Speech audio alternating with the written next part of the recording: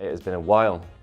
Back to the lockdown proj. Have a few small things that I need to fix on this. Not in the least is that our guy actually doesn't have a thumb. I'm slightly concerned that some sections of the tattoos that I filled in, the material that I've filled them in with, is softer than the material next to them being the plastic. When I've sanded, it's sanded in the recesses more easily. Hopefully that's not something that needs fixing. If it does, I think with some selective sanding I can fix it. It might just have to be that the guy has some slightly weird indented tattoos. I'm just procrastinating, really. But after I fix these, then I have no choice. And we will just have to roll with it. But for now, I'm gonna do a little bit of doctoring, smooth everything out that is still rough, hide anything that needs hiding, or make a decision on how to pull the tension away from it if it hasn't worked out so well. Aside from the thumb, none of it is too complex. So yeah, let's jump in. So definitely a top tip here from me.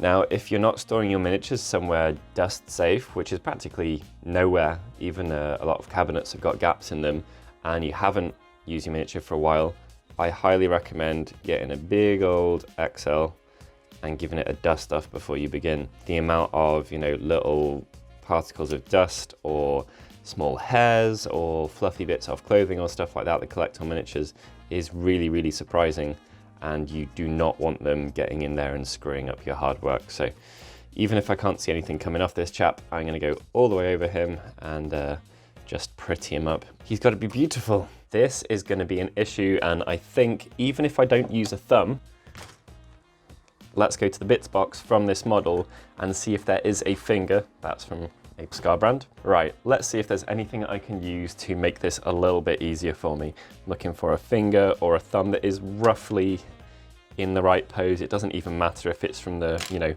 from the correct hand. These bits are so cool, it feels like it would be a shame to butcher them, but it is important that my guy isn't missing a finger. If he was meant to be, like properly beaten up and stuff, I could make something of that and chop it off, but I think he's so chaosy that he could just grow it back if it fell off. So maybe even, let's see what I can get away with here. This is a right thumb and it's kind of curled around. It would be cooler if his hand was like this, but I could deal with it being like that. Not ideal, but if that is a thumb from the right hand, literally the right hand, in the right shape, then maybe I could do it. It's attached unhelpfully to the handle though, so not ideal.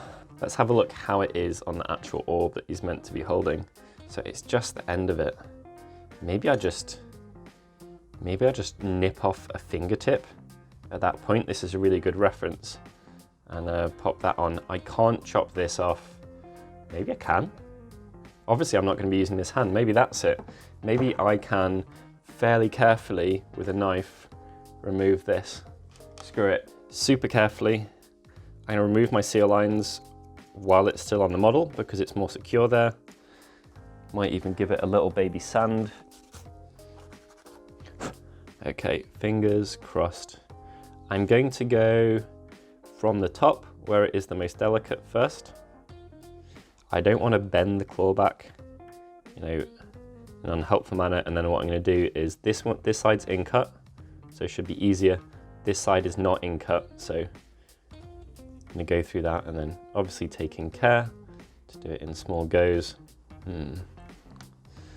So for the final part, having weakened it, I don't want to get in there and be cutting with this part of the blade because it's so deep. There's a chance that I end up pushing the rest of it back. So I'm going to aim to be cutting about here, put it on something nice, there we go. Always ends up going faster than you would hope for. So here we have it, all of that for a tiny little finger. A horribly small piece, I can barely hold it. Okay, I'm going to do my best to shave down the back of this because it will be slightly more viewable. There's going to be birds in the way, but it's still got some fluffy stuff on it. I'm going to shave that down carefully, and then I'm going to carefully glue it to the model, and I'm probably going to have to run some stuff in the gap afterwards to get it to work, or sculpt some green stuff or something like that. But whatever I do, I'm going to have to attach it, so let's go. This thing is a real problem. The best way I've worked to shape it is to kind of hold it from the side and then get in there with sandpaper and just be a little bit patient. Just trying to round it off, make it look a little bit more organic. It doesn't have to be perfect at all. I just don't want big flat edges on it. And that keeps happening. Is this what it's like trying to polish a diamond? This is horrific. Using 1500 grit here. All right, that is, I think that is nearly enough. It's looking more fingery, at least. Don't want too much on there. I'd try and put some on the other piece to get them tacky on both sides, but it's just, maybe I can hold, yeah, maybe I can do it like this. That's worked out all right. Today I'm Byron, suffering on camera. Take the tails off. Thumb surgery. I think you only get one go at this.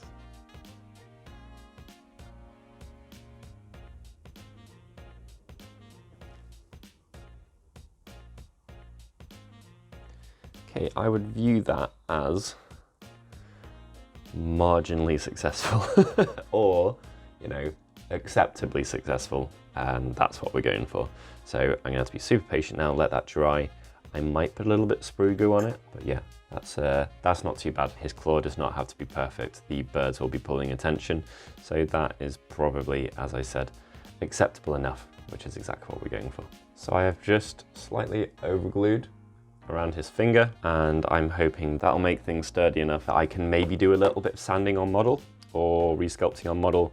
You know, it's much easier when that is part of a larger piece to scrape it, because I've actually got something to hold it by. At this point, I basically have, it's lots of little things, but essentially the purpose of it is just one more job left on the miniature, I believe, and that is neatening it up.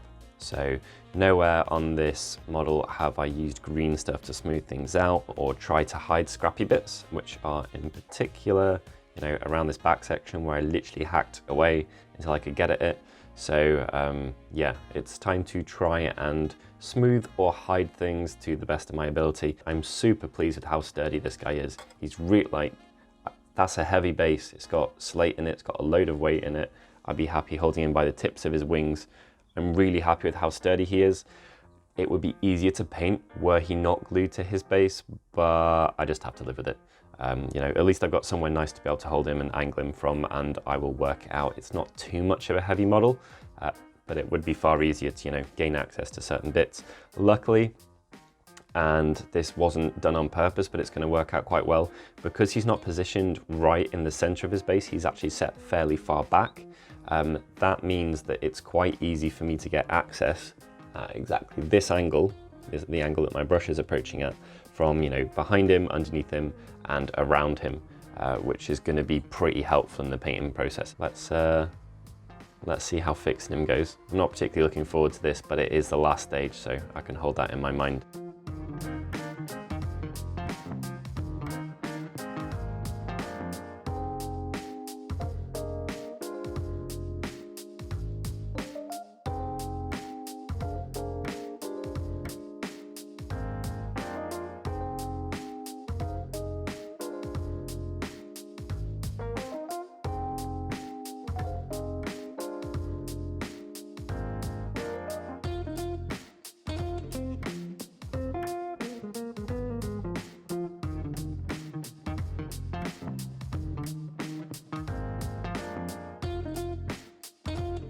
I have stopped, and the reason I had to stop is because my green stuff was curing. This stuff took way longer than I thought it would, and I've been naughty and not been storing my green stuff in the freezer, so I don't think it's as fresh as it could be. So I've attempted to make a mushroom. That's a complete failure. Put that over there. And then let's have a little look at this. So I think the bit that's been the most successful is this weapon had a depression in it, because actually this back foot is meant to be resting in this section, so there was this kind of weird indentation. So I've tried to kind of just basically make this look inconspicuous. I've not tried to add any details or anything like that, and because it's got a slightly weird shape because of how the foot is meant to be socketed into it, I've just made up this kind of very simple detail here that looks like it could be on the blade, which echoes the line that goes down the middle, and then smoothed out this detail at the top to the best of my ability. A lot of finger usage in that you probably saw. Fingers are tactile, it's just really useful if you can get in there and it's not too big. Green stuff, as I'm sure most of you know, is made by mixing two-part epoxy. You have a yellow bit and a blue bit, you mix them together and you get green stuff. Particularly of interest to me here is what happens when it is freshly mixed, soft and sticky, and then from soft and sticky, it gradually transitions into being like just hard, basically. It's hardened, it's cured, it's hard. While it's soft and sticky, it will stick to things really easy, it'll adhere to stuff, you can mold it to shape. It is physically soft, and if you warm it, if you hold it between hands or if you roll out sausages between hands, they will get way softer. Equally, if while it is fresh, you cool it, which you can do by putting it in cool water, it will get harder. Both of those got different properties in terms of sculpting, but soft stuff is harder to get hard edges with. You can't cut it either, and the most important part of it straight is that it's sticky. So I've used this to my advantage before. I used to put out cut strips for sculpting chainmail. Get your X-Acto and you go cut down it at regular intervals, and then with a flat bladed tool, you put it on the green stuff and you'll literally hear it pulling at it, and you go, and then rather than having these square sections, you pulled it down, and that's how I sculpted elven classic style scale mail. You get these little rounded bottom edges to it. So it's something you can work with. Being able to pull it with your tool is great, and one of the wonderful things about green stuff in comparison to milliput or something like that is you are pulling around an organically moving substance, and that means that you can do some pretty cool stuff with it sculpting wise. Lubricant, you can either just use water, some people use a little bit of Vaseline, or just like a hand moisturizer or something like that. All of them work well to stop your tools from sticking. Now, if you wait and you go to the other end of the spectrum, you'll have something that is easier to cut, easier to make hard edges on, harder to push into shape generally, although you can do it depending how long you leave it. You don't want to leave it too long, and way less sticky. It will not stick to your tools, possibly at all if they're clean and smooth and metallic in particular, or cleaned rubber or anything like that, but it really doesn't want to stick. So this has some very useful properties. So with this one in particular, I kind of stuck it on in place, pushed it around a bit, and then waited till it was harder and did my other stuff. Now, I haven't quite got the hard edges that I would like. I think I can suggest that with painting. I am pretty pleased overall with how this has gone, and I've managed to achieve that by just being patient and starting while it was working one way, going and working on another bit of the model, which helped me be patient because I didn't actually have to actively do it. And I've come back when things are much closer to being fully dry, and I've nudged stuff into harder shapes. I've used my X-Acto blade to sculpt some of it, to press around it, and I've even done things like getting my little rubberized tip tool and pressing it into some of these sections here and rotating it to push that organic inside shape there, which has worked better than I thought it would. I then cut off the excess from the rear actually, where I can gain access with a knife. It's all about knowing the properties of your material and trying to work with it rather than against it. I feel that I've done a far better job of this on the front of the Mini, where I've got this section here, than I have on the rear of the Mini. But yeah, it's gone all right, and it's been a while since I've used green stuff a lot, so I'm fairly pleased with the result. This has been a real struggle. It is acceptable, and I think that's about as good as I can get. This kind of looks like a badly sculpted Space Wolf part from 1970. And this bit, I don't know what I'll do with that. The minimum level that I'm trying to reach for is I just want things to be flowing over the wings in a way that makes them look like their hair. So, they're being lifted up by something underneath. I think I've managed to get that. That's probably the most successful looking bit of the entire thing. What I've learned there, I'll try and do there if this hasn't cured too much. And then down here, I've just tried to make it look a bit fluffy and hairy, and I've aimed to cover the bits that were particularly hacked into, everything looked kind of like that. And now it's got these on top, which is slightly better. I always knew this was going to be one of the failing points of the piece. I'm not very practiced at this, and it's quite difficult to do something like hair. I've watched a few tutorials and things, but you just need more practice, and you need to refine your tools and stuff like that. I'm going to do a little bit more tidying on this, and then I think what I'm going to do is, which is really sensible green stuff, is just to stop. Don't go too far. And also it's so easy for me to change positions on this and then accidentally just plow my fingerprint into the front side. We'll let it cure, and then I'll do some more details here and some more over the top there, and that should be enough to hide the the worst bits, which is all I'm looking to do really. It's probably been maybe 20 or 30 minutes, something like that. And the green stuff will have partially cured. So this stuff that I did, the you know, the earliest in my sculpting, that'll be the closest to dry. And what you get here when the green stuff is partially cured is it's slightly easier to get sharper edges on it. It's harder to get fingerprints if you're pressing into it with fingers and stuff like that, and it's easier to smooth out. You still need to keep your tools lubricated, whatever you're using, whether it's water or you're just spitting on them. Let me grab his hair here and show you exactly what I'm going for with this. So if I want to get those hairs kind of peeking up into ridges, now where we've got kind of two sausagey blobs next to each other, if I run this down here,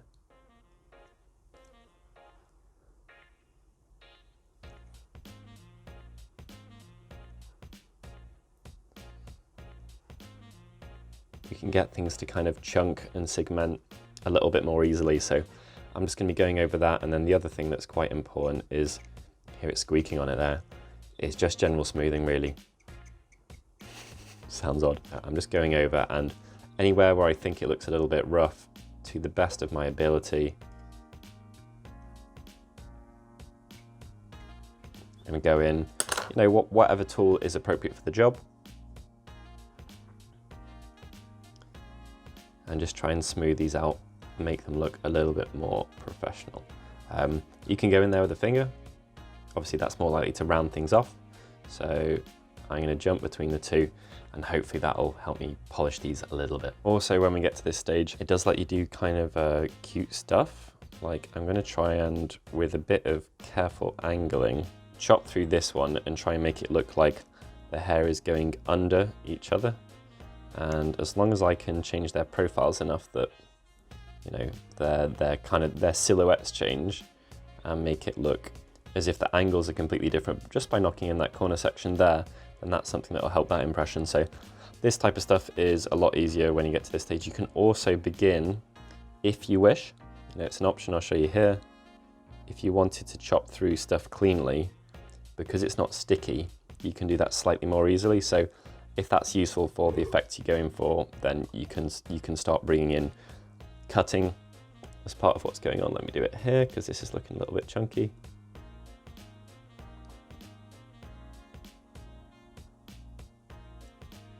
Still have to be careful, but as it gets more and more cured, you get to a stage where you can chop through it slightly more easily. There you go. With enough patience, you can slim things down, or, you know, whatever you're going for.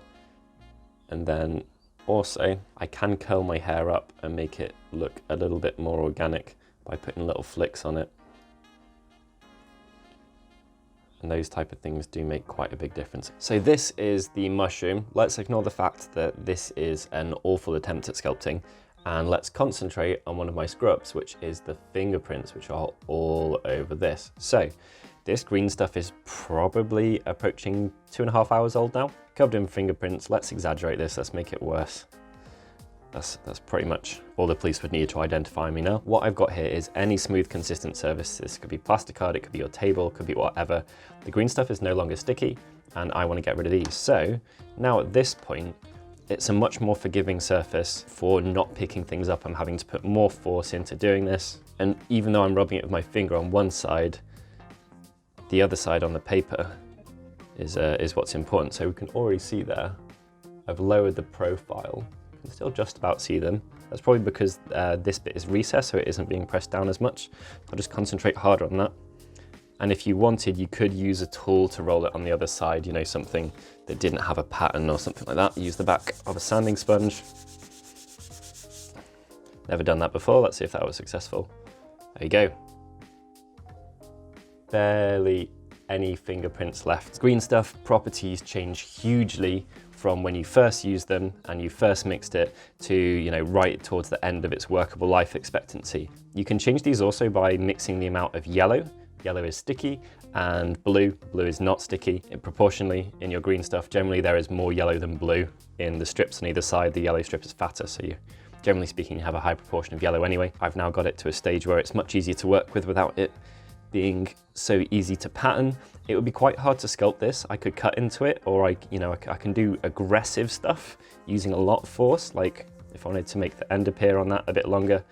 But things like gentle readjustments or stuff like that, it's starting to have a fixed shape, and you know, it will bend back towards that shape more readily now. So just to note, you know, when your green stuff is getting a little bit older, there are things that it can do now that it couldn't do otherwise. You could also, if you wanted, use a tool at this point and remove those fingerprints with far less risk of adding them on the reverse side while you're holding it or anything like that. We have a dilemma here.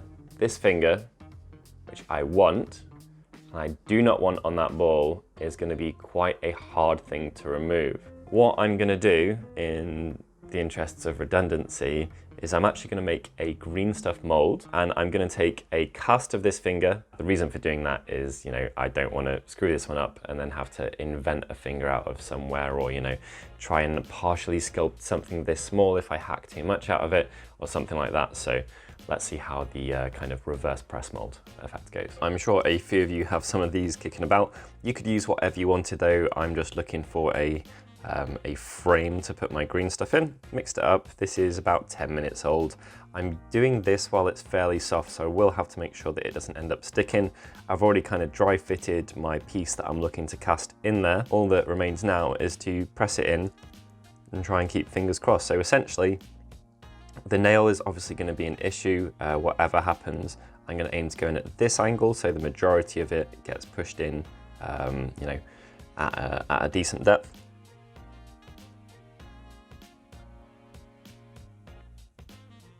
Right in, and then trying to pull it straight out.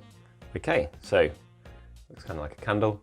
That's it, that's all we need. Time to see me worry and suffer. This is the approach that I'm going to be taking, and it's definitely going to be a slowly one. Top tip, sanding sponge reversed gives you a really nice surface that you can press stuff into, stop it from wobbling around, but there is nothing here apart from just some patience and then also some crossing of fingers at the point at which we go for the cut. So I think what I will do is I'll make cuts front and back at the right angle, or at least the beginnings of cuts. As I covered in the last time that I did this with the thumb, I want to be cutting around here and below of the blade, not here and up. The reason for that is because I'm contouring around a curved surface. If I have a fat piece, it's got enough width that it's not going to be able to deal with this curve here without it breaking or the piece getting bent or, you know, other untoward stuff. Now this is the most sturdy part of the blade, and it's normally where I would want to cut something like this. I just do not have that option. Yeah, it's going to take some patience. The reverse of your knives sometimes can be quite a good scraping tool, as you can see there. At the point at which, when I start working on one side, the other side is pushed closed, that means that I've dug through enough that the joining piece is flexing, and that should mean, what I mean by that is, so if this bit gets open and it's pressing that side closed, it means that it's able to flex and to rock, and that will be the point at which where I've cut enough of this off that I can be okay with, or at least less worried by fact that I had to cut through.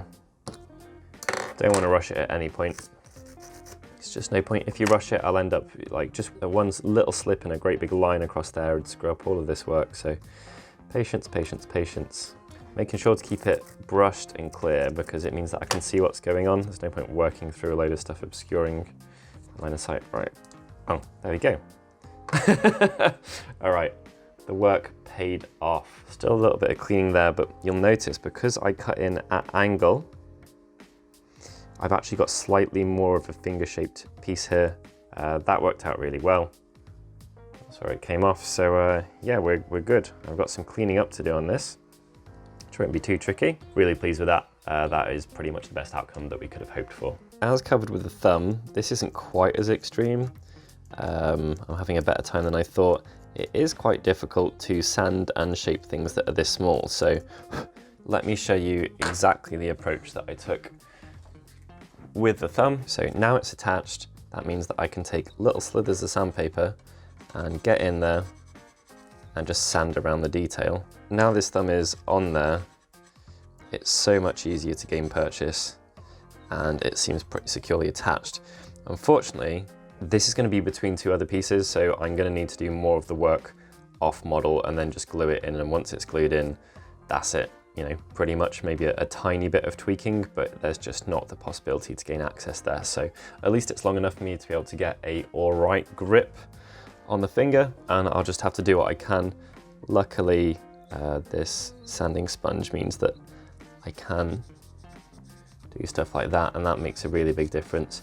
As long as it doesn't stand out as being jaggedly bad, if it's kind of blobby and rounded and sausagey, I'm okay with that. It's going to be roughly finger shaped, and the angular front facing rear side is what I'm the most concerned about as far as looking at the model and its visual coherency goes. I'm pretty okay with how this looks, and then actually I forgot, but I think this finger's going to look better than the rest of the ones on there because this has got more depth to it, because the other ones were sculpted to, if I can get this under camera, they were sculpted to go flush with the orb. The orb was meant to sit in, and they were meant to go flush against the rear of it. So they've actually got that kind of weird negative of like this one's about half depth. So I think I can get away with the finger fine. In fact, it's going to stand out as being the most normal finger on there. Luckily also, thankfully, the clever peeps at GW, they've put a ring at the base of this finger, which makes things far more forgiving. You know, it's meant to have a detail there that doesn't match up. So I'm not trying to get two sections to match up like this. I'm trying to get something to go like that, and it's meant to look like that. So that should be really helpful. Let's plan this out. You know, there's no point getting to this stage and then rushing. It's going to be quite difficult to even just mock this up, I think. Oh God, what a faff. I hate stuff like this. All right, it's going roughly there. Oh, I wonder if I can put the ball in his hand. Let's test this out now. Live on camera, always the best way to test things that you're unsure of. Put the ball in his hand. Can I use this? Oh, I can. I actually can. That is one of my moments of less idiocy. Okay, that's cool. I'm going to tack this in place. That's going to brace the back of the finger. I'm then going to apply the glue on. I'm then going to put the finger on, and fingers crossed, that should all kind of go together and make things work beautifully first time. And then I can just pull the ball away from the rear of it, and we'll have a steady, nicely attached piece. So this inside bottom lip, I'm just going to make sure that I get rid of anything that I've put in the way in the process of hacking. I want this as close to the one that it did have. Little baby bit of glue.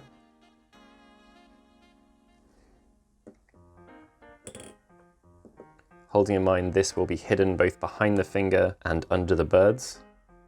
Let's see if this will do its thing in glue. We'll leave that to dry for 5 minutes, and then I'll come back, glue on the finger, and rip off the ball. Okay, so this is the dry run. I've got my sick tweezers, my Sunday best tweezers. I often try to not use tools like this if possible.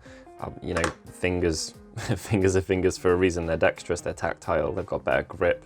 You can tell what's going on better. But this thing is tiny, and what I'm going to do is I'll put a little dot where I'd like it to go on the model. Glue on the back of my thumb. Let's get the grip right on these first. Now, I don't want to go too far back, obviously, as that's going to stop me from being able to socket it. Whoops.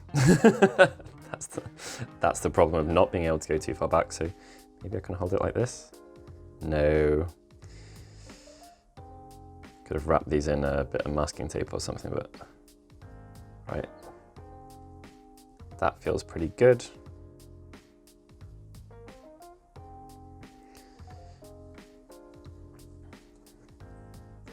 Okay. Hold our breath.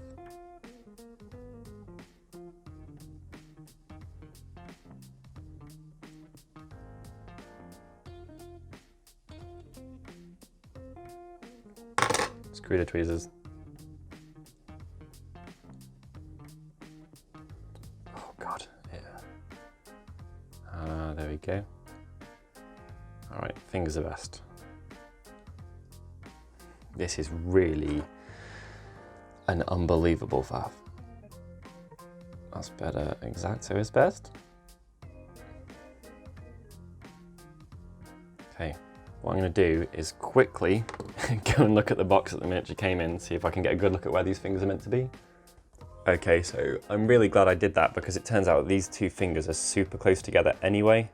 On the miniature, I would have been doubting myself, but that's really helpful.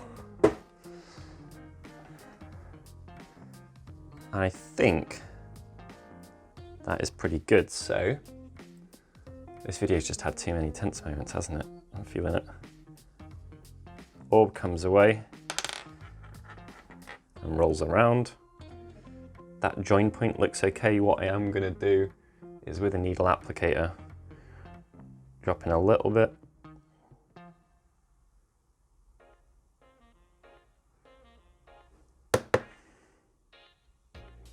You need to get shaky hands at this point. Come out. Whoops. All right. Okay. I am okay with that. That is acceptable. And as I keep saying in this video, acceptable is fine. You're not going to get perfection very easily. That is, you know, it looks like his finger is attached to his hand. That's good enough for me. I may even consider dropping a little bit of glue between the two fingers and joining them together just for security, but I can do that. I can do that in a bit. It feels like quite a good bond, so be patient. Don't be overly obsessive about getting it perfect. Done is better than trying to perfect it and then breaking it. Let's just let it dry. While it is drying, I'm using a 1500 grit sandpaper when normally at this size I'd be using potentially like a 2000 or a higher grit, therefore a smoother sandpaper, a less rough one. But because I'm struggling to apply pressure, the more coarse sandpaper is making it a little bit more easy to remove stuff where I want it removed with the lack of pressure that I am unable to apply, you know, as much as I would like. That thumb is looking pretty decent. It was at a strange angle on the miniature, I think. It looks like it might have been broken at one stage in battle now. I have to be cool with that. That's all right. Overall, I am pretty pleased with that hand. That's been far more work than I thought it would be, but you know, his hand is going to be a focal point for the model. Absolutely worth, just like spending more time on a miniature's face is a good idea. Absolutely worth putting some more time into the hand of the miniature too. We are pretty much, I'm trying to make it so the camera can focus on this. He's a big boy. There's a lot of him. There's a lot going on. I've actually got the tail on for this bit, and the tail is so important. Let me just show it without the tail. Show you what this does for the piece. You know, pretty cool, fairly magical. And then this tail, I think the thing that I particularly like about its effect on the model is that he adds a load of dynamic swirliness.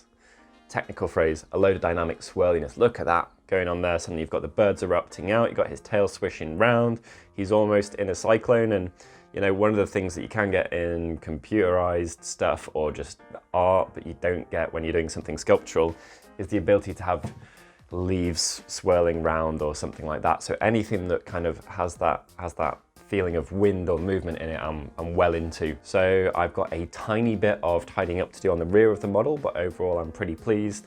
So the next episode will involve some paint going down on this bad boy. Finally, I don't know how many hours I've spent on him. It's a lot. It's a huge amount of hours. It's an absolutely massive amount of hours. He's a little bit over the top. Like, not gonna lie, he is very, very hyper dramatic, but you know, what's wrong with that? If you have any thoughts, opinions, or feelings on the theme, you know, we're jumping back into paint going on to this model now. So if you do have any thoughts about that, you know, you've got a really cool theme, you think it should be autumnal, I should be photographing him on a dark background and making him like really glowy and evil, or because he's going to come out in the light of day at tournaments, maybe I don't have the potential to do that. Some of those paint jobs just don't look that good, you know, in natural light or yellow light from typical light bulbs, or in a gaming hall or on a green table. You know, that's the cliche one, but green tables do not present miniatures well, especially if they've got kind of like a toned down artsy feeling to them. So yeah, let me know your feelings about what I should be doing with that. I'm not going to start his painting and then go all the way through. I will definitely rage quit like 2 or 3 times if I'm trying to push myself, because I find it quite hard on big pieces. I like getting stuff done fast, and this is not going to be that style of paint job. I'm trying to push myself on it. So let me know what models you'd like to see me playing with next. Obviously, Slaanesh is a thing now, and we made a big start on this pretty cool piece, which is going to be, if anything, even more dramatic. Look at that. Such a good profile, isn't it? Nuts. Love that one. Also pleased with the fit on this. Do check out previous videos if you want to see how we got this one quite so smooth. It's a very, very good pairing of kits. They've got the same like musculature to them. So I struggle with that word, musculature. Anyway, let me know what models you think would fit with this theme. The theme is possibly going to end up being like one of each of the Chaos Gods and some followers from them. Loads of options, loads of potential. Thank you very much for watching, and I'll catch you in the next lockdown video. Please like, comment, and subscribe. Hit that bell notification to be notified for future content. I'll catch you soon.